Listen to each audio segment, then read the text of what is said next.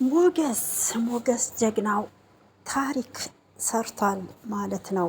ለብሩኬ ወደ ውጪ እንዲሄድ ወይም በረራው እንዳይስተጓጎልበት የረዳው ዋነኛውን ሚና የተጫወተው ሞገስ ነው ማለት ነው።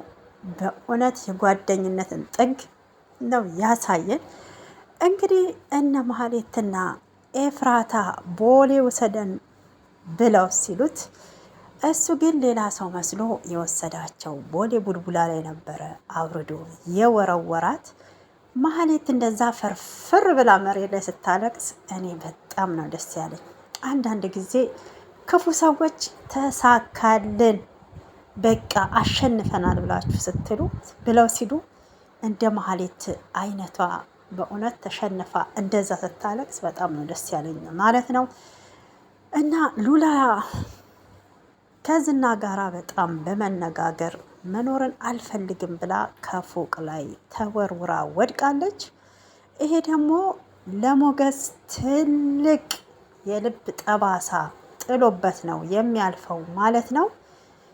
አድነኝ ከእንግዲህ ወደ ዝና ተሄድኩኝ አታገኘኝም በህይወት ወይ ዝና ይገለኛል አሊያም ራሴን አጠፋለሁ ብላው ነበረ። በእውነት ያሳዝናል።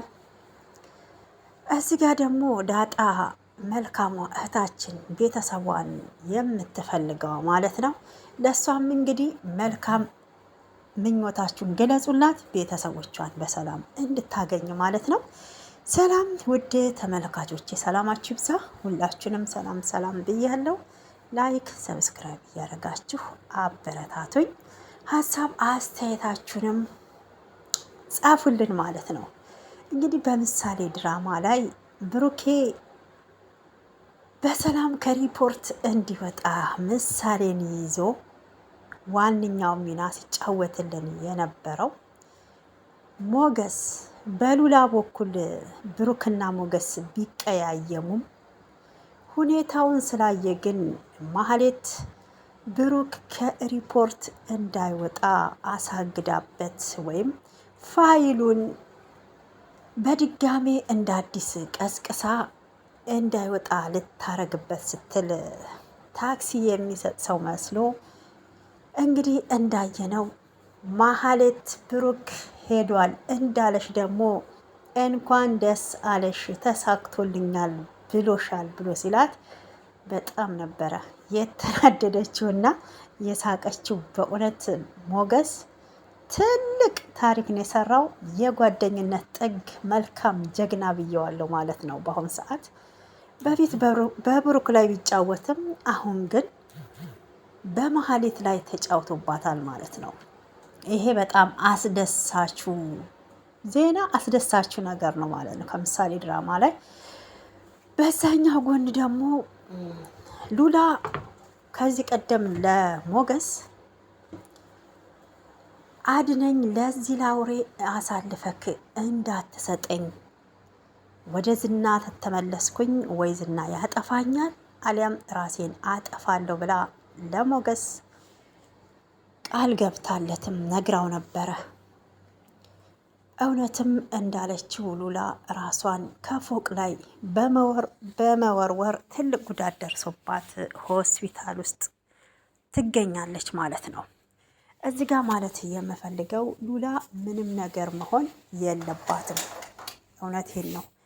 አንደኛ ብሩክና ሞገስ በሉላ የተነሳ ተቀያይመዋል። ብሩክ ልጄን ማጣት የለብኝም አሳክሜ ስመጣ ሉላን ከዝና ላይ ተፋልመን አስመልሳታለሁ ብሎታል። ይህንንም ቃል ገብቶለት ነበረ። ሞገስ ደግሞ ሉላ ወደ ዝና ከተመለሰች በህይወት እንደማያገኛት ስለነገረችው ሁለቱም ጋር የነበረው አጣብቂኝ ፈተና ነበር። ይህንንም እንግዲህ ሞገስ ብሩክ ከልጄ ህይወት አይበልጥም ስመጣ ሉላንም እመልሳታለሁ ብሎ እንግዲህ ብሩክና ሞገስ በአሁን ሰዓት ቢቀያየሙም ሞገስ ግን የብሩክን ምሳሌ ወደ ውጭ ሀገር ይዞ ለመሄድ ዋነኛ ሚና ተጫውተውልናል። በጣም ነው ደስ ያለኝ ማለት ነው።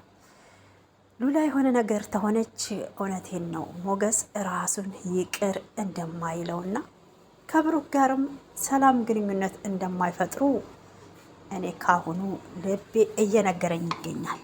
ግን ሉላ ምንም መሆን የለባትም ማለት እፈልጋለሁ። ዝና አስገድዷት ሉላ ፀሐይ አየር እንኳን እንዳታገኝ እያረጋት ይገኛል ማለት ነው። ሉላም እንዴት የተፈጥሮ ነገሮችን ሰማዩን እንኳን እንዳላይ ትከለክለኛለክ? በእውነት አሁን ህይወት አስጠልታኛለች እያለች ስትነግረው ነበር። ዝና እንዴት ብትንቂ ነው? ጠጥተሽ ነው ወይ የመጣሽው? ማነውስ የልብ የሰጠሽ? ያ ምስኪን ደሃ ተሆነ አጠፋዋለሁኝ።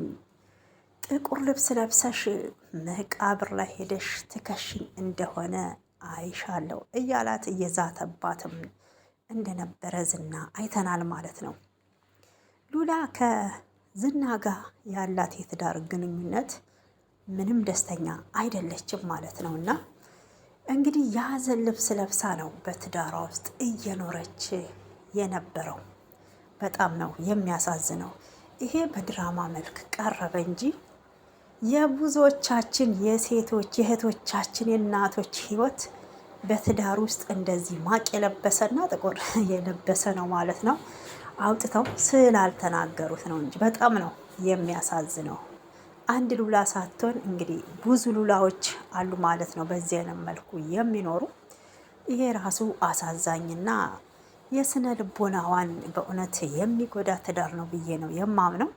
ዝና በጣም ጉራ ባለው ሀብትና በጉልበቱ የሚመካ ምንም ማስተዋል የጎደለው ሰው ነው ብዬ ነው የማምነው ማለት ነው።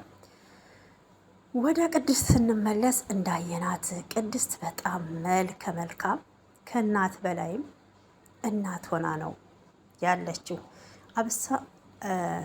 አብሶ ለምሳሌም ሆነ ለብሩክ ታስፈልጋቸዋለች ማለት ነው። ዳጣ ቤተሰቦቿን ለማግኘት እንደውም ዳጣ ለምን ሞገስን አጠብሽውም እያለቻት ጠይቃት ነበረ። እንዴ ምን እያልሽ ነው ዳጣ? ሄማ አይሆንም ብላታለች። አንቺ ለምን አጀነጅኝም ብላ ነበረ መልስ የሰጠቻት። ዳጣም የውልሽ እኔ እኮ ብዙ የጎደሉኝ ነገሮች አሉ። ሞገስ ወንድሜ ቢሆንስ የእናቴ ልጅ ቢሆንስ እንዴት አርጌ በፍቅር አጠምደዋለሁ? እንደዛማ ባይሆን ኖሮ እስከ ዛሬ ሞገስን ዝም ብዬ በወንድምነት አልቀርበውም ነበር ብላታለች ማለት ነው። ዳጣ ቤተሰቦቿ የት እንዳሉ የማታውቀው አሁን ላይ ሞገስ ከነገራት በኋላ የቤተሰብ ፍላጎትም ሆነ ፍቅር በውስጧ እየተመላለሰ ይገኛል።